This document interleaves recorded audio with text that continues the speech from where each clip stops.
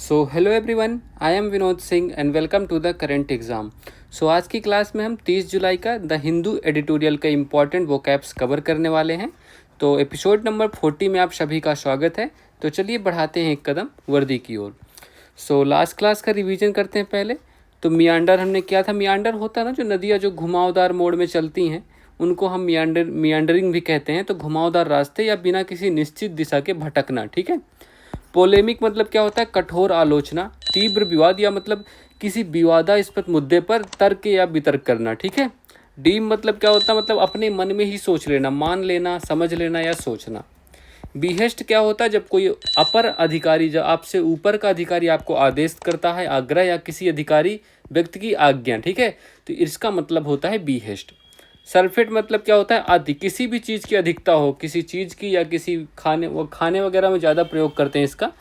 तो बहुतायत मात्रा मतलब अधिकता या अति सल्फेट कहलाता है, ठीक है। चलिए,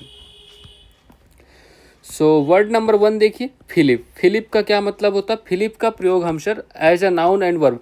यार आप जब कॉइन लेते हो, आप फिलिप करते हो उंगलियों से, है ना, ऐसे इस आवाज़ में। तो क्या मतलब होता है इसका सर? पहले मतलब देखो तो आई स्टिमुलस, बूस्ट और समथिंग दैट इनकरेजेस इम्प्रूवमेंट। मतलब कुछ ऐसी चीज़ जो प्रेरणा, जिससे आपको सुधार हो।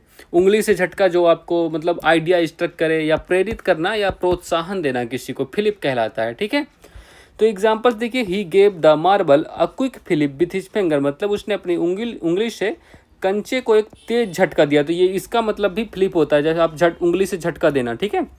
ही flipped the coin off the table with his finger. उसने सिक्के को उंगली से मेज पर झटक दिया। आप टॉस जो होता है ना, फ्लिपिंग कॉइन होता है। और प्रोत्साहन और प्रेरित करने के अर्थ में भी इसका प्रयोग करते हैं। तो ये ध्यान रखिएगा बस। चलिए, तो इसके सिनोनिम्स देखो। तो बूस्ट मतलब बढ़ावा देना, इस पर उकसाना, स्टिमुलस उत्तेजना, इनकरेजमेंट मतलब प्रोत्साहन। एंटोनिम्स देखो। तो डिटरेंट मतलब रोकने वाला, डिस्करेजमेंट मतलब हतोत्साहन, हिंड्रेंस मतलब बाधा। चलिए, तो वर्ड नंबर 2 क्या है सर? तो वर्ड नंबर 2 है एनुलमेंट। एनुलमेंट आपने मे भी कहीं सुना रहा हो। तो एनुलमेंट एज अ नाउन हम इसका प्रयोग करने वाले हैं। मीनिंग क्या होती है?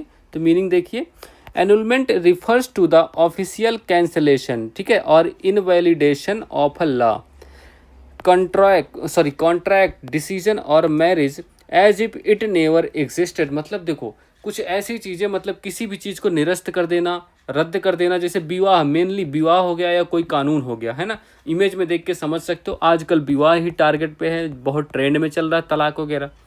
तलाक नहीं होता तो पत्नियां अपने पतियों की हत्या कर रही हैं, है ना, यही तो हो रहा है। चलिए, तो इसका मतलब क्या हो गया? रद्द करना, निरस्त करना या अमान्य घोषित करना, विवाह को शून्य घोषित करना, मतलब सब कुछ खत्म करना। तो एग्जाम्पल्स देखिए, the court granted an annulment of their marriage. मतलब अदालत ने उनके विवाह को शून्य घोषित कर दिया, मतलब पहले जैसा, जैसे कि कभी हुआ ही नहीं था। The law faced annulment due to public opposition. मतलब जन विरोध के कारण उस कानून को रद्द कर दिया गया, ठीक है, समझ गए आप। चलिए, तो सिनोनिम्स देखिए इसके। कैंसिलेशन मतलब रद्द करना, इनवैलिडेशन मतलब अमान्यता, नलिफिकेशन मतलब निरस्तीकरण, रिपील मतलब निरसन।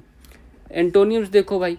तो वैलिडेशन मतलब वैधता, अप्रूवल मतलब मंजूरी, इन्फोर्समेंट मतलब प्रवर्तन, कन्फर्मेशन मतलब पुष्टि, ठीक है। चलिए, तो वर्ड नंबर 3 क्या है? कोहोर्ट। कोहोर्ट मतलब क्या होता है? कोहोर्ट एक ग्रुप होता है। इसका मतलब आप सीधे से ग्रुप याद रखो, और कुछ पढ़ने की जरूरत ही नहीं है। तो इसका प्रयोग एज अ नाउन हम यूज करेंगे। तो a group of people who share a common characteristics, experience और are treated as a group. मतलब एक दो चार आपके दोस्तों का जो ग्रुप होता है ना, तो उसको हम कोहोर्ट कह सकते हैं।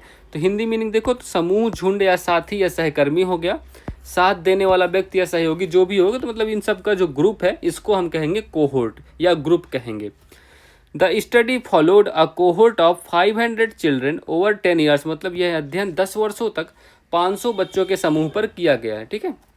ही and his cohorts were planning a protest. मतलब वह और उसके एक साथी एक विरोध प्रदर्शन की योजना बना रहे थे। चलिए, तो सिनोनिम्स देखिए इसके। तो ग्रुप मतलब समूह, टीम मतलब टीम ही हो गया, टीम मतलब भी एक समूह ही होता है।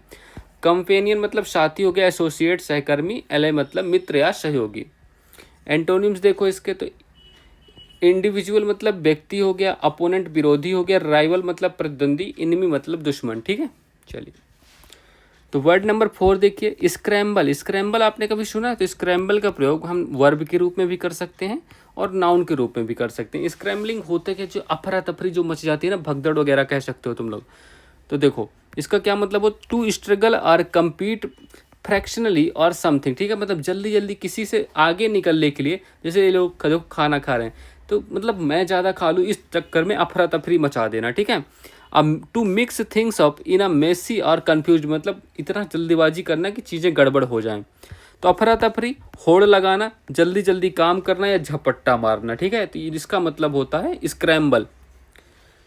चलो, तो she scrambled the letters to make the puzzle harder, मतलब उसने अक्षरों को गड़बड़ कर दिया ताकि पहेली कठिन हो जाए, मतलब अफरा तफरी मचा दी अक्षरों के बीच में।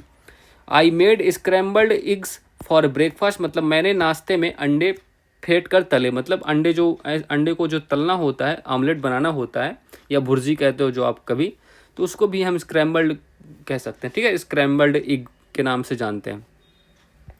चलिए, तो सिनोनिम्स देखिए।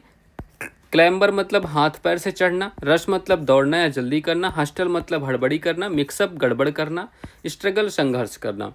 एंटोनिम्स देखो, तो स्ट्रॉल मतलब धीरे चलना, ऑर्डर्स व्यवस्था, काम मतलब शांति, स्टिलनेस मतलब स्थिरता। चलिए, तो वर्ड नंबर 5 देख लीजिए। डेफिसिट मतलब, ये तो आप डेफिनेटली जानते ही होंगे। डेफिसिट का प्रयोग हम एज अ नाउन के रूप में करते हैं। इसका मतलब क्या होता है सर? मतलब होता है the amount by which something is less than expected or required, especially money, a shortage or lack of something, ठीक है। तो मनी, ये ध्यान रखिएगा, वो थोड़ा कट गया है लगता है, यहाँ पे मनी है लिखा हुआ, ठीक है। चलिए, तो घाटा, कमी या भाव, ठीक है। तो डेफिसिट मतलब कमी होता है। फिजिकल डेफिसिट आपने सुना होगा मेनली, है ना। तो अच्छा, बट कितना होता है, कितना है बजट में, कितना था एफडी, फिजिकल डेफिसिट कितना है जीडीपी का, कितने % है, ये क्वेश्चन बता सकते हो क्या? अभी आर ओ का एग्जाम हुआ था, उसमें शायद आया था, है ना। चलो, the country is facing a huge budget deficit this year, मतलब देश इस साल बजट घाटे का सामना कर रहा है।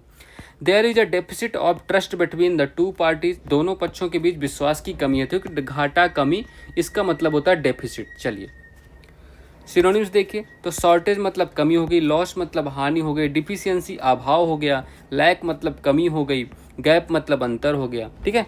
एंटोनिम्स देख लो, तो सरप्लस मतलब अधिकता, प्रॉफिट मतलब लाभ, एक्सेस मतलब अतिरिक्त मात्रा, एबंडेंस मतलब प्रचुरता। चलिए, तो आज की क्लास के आइडियम्स एंड फ्रेजेस करते हैं। तो to get bent out of shape, मतलब आउट ऑफ शेप जाना, मतलब to be upset, to take offence, to be angry, मतलब परेशान होना, नाराज होना, क्रोधित हो जाना। तो to get bent out of shape मतलब, ठीक है, परेशान हो जाना। Every cloud has a silver lining, ये हम कर चुके हैं क्या इसको। There is always some good in everything that happens, मतलब जो कुछ हो रहा है आपके साथ, कितना भी बुरा कुछ ना कुछ उसमें अच्छा होता ही है। Something good will happen after something bad, मतलब कुछ बुरे होने के बाद कुछ अच्छे की उम्मीद हमेशा रहती है। प्ले द डेविल्स एडवोकेट मतलब टू आर्ग्यू और fight over something just for the sake of it, मतलब किसी बात के लिए सिर्फ बहस या झगड़ा करना, मतलब आपसे मतलब नहीं है इसका निष्कर्ष क्या निकलने वाला, सिर्फ बहस में लगे रहना, नहीं नहीं चल नहीं, ये चलो चलो चलो। तो क्रॉस दैट ब्रिज मतलब when we get to it, मतलब ब्रिज पार करो जब आपको मिले, समझ गए इसका मतलब। Deal with the problem when it happen, जब भी प्रॉब्लम आए उसको उससे डील करो, तो मतलब उसका सोल्यूशन ढूंढो सब, मतलब ठीक है। ये नहीं कि आप छोड़ के चले जाओ, नहीं यार इधर छोड़ो। तो प्रॉब्लम्स हैं तो उनको डील करना सीखो, समस्या घटित होने पर उससे निपटें। Throw caution to the wind मतलब टू टेक अ रिस्क, मतलब जोखिम उठाना। Throw caution to the wind मतलब जोखिम उठाना, ठीक है, ये ध्यान रखिएगा पांचों। चलिए, तो आज की फ्रेजल रूल्स देखते हैं। तो एबाइड बाई मतलब क्या होता है? एबाइड बाई मतलब टू रिस्पेक्ट और ओबे अ डिसीजन, अ लॉ और रूल, मतलब किसी भी चीज़ का, मतलब कोई नियम है उसका पालन करना, है ना, उसका सम्मान करना, एबाइड बाई। अकाउंट फॉर मतलब क्या होता है? टू एक्सप्लेन और गिव रीजन, मतलब किसी चीज़ का कारण बताना या उसको एक्सप्लेन करना, ठीक है। एडअप क्या होता है? To make sense seem reasonable, मतलब जो भी एडअप करोगे आप, ये ठीक है, अच्छा है, मतलब सेंस कर रहा है कुछ चीज़ें, अर्थ इसका सही है, ठीक है, तो एडअप हो गया। एडवाइज अगेंस्ट हो गया, मतलब to recommend not doing something, मतलब किसी चीज़ को, मतलब ऐसी सलाह कि कुछ ना करो। एडवाइज अगेंस्ट मतलब ना, कुछ ना करने की सलाह देना। एग्री विथ क्या होगा? To have the same opinion as someone, मतलब किसी और के समान अपना भी ओपिनियन, अपना भी मत समान रखना, ठीक है। चलिए ठीक है, तो ये समझ आ गए आपके सारे फ्रेजल वर्ब्स। चलिए तो देखो कल की क्लास का होमवर्क देखो, तो he helped me with the lessons, I should fail, मतलब अब देखो इसका लेस्ट मैंने पहले बता चुका हूँ, लेस्ट इसका आंसर होगा, ये आंसर लेस्ट इसका कंफर्म है। इसकी मीनिंग मैंने क्या बताया था, ये आपको मैंने पिछले बार भी कराया था, इसकी मीनिंग बता दो तुम लोग, ठीक है। तो ये इस बार आपके लिए होमवर्क है, अगर आप नहीं बताते तो मैं स्टिल टेलीग्राम चैनल में अपलोड कर दूंगा इसका आंसर, ठीक है, फिर से। तो बट आप ट्राई कीजिएगा थोड़ा सोचने की, क्योंकि मैं ये करा चुका हूँ पहले भी, ठीक है। और हाँ एक बात और, लेस्ट के बाद हमेशा शुड आएगा, कि कोई भी हो, lest is always followed by should, ठीक है। तो लेस्ट के बाद हमेशा शुड आने वाला है, तो आप इसका ध्यान रखा कीजिए थोड़ा। अगर शुड नहीं होता यहाँ पे तो लेस्ट हम यूज भी नहीं कर सकते थे, ठीक है। चलिए ओके, सो आज की क्लास का होमवर्क है fill in the blanks, it was snowing we decided to carry on driving in the mountains, मतलब इसमें क्या आप कंजक्शन भरोगे, हाउयर होगा, इफ होगा, अनलेस होगा, दो हो गया, ठीक है, जो भी होगा आप इसमें करेक्ट करेक्ट भर दो, ठीक है। चलिए so that's all for this class, please like कीजिएगा, शेयर कीजिएगा, सब्सक्राइब करना मत भूलिएगा, ठीक है। चलिए so all the best, have a good day and thank you.